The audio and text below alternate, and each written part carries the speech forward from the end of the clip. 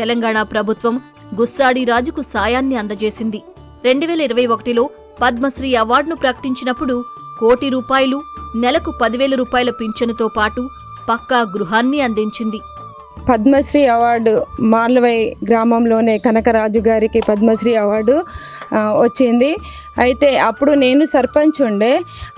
అప్పుడు అంటే తెలంగాణ రాష్ట్ర ప్రభుత్వం నుండి ₹1 కోటి విడుదల చేసిండ్రు. అయితే మేమున్నప్పుడు అంటే ఆ డబ్బులతోని గుస్సాడి శిక్షణ కేంద్రం ఒకటి కట్టించిండ్రు. పద్మశ్రీకేమో ఇల్లు ఉంది, ఇక్కడ మార్లవైలో ఇల్లు కట్టించిండ్రు.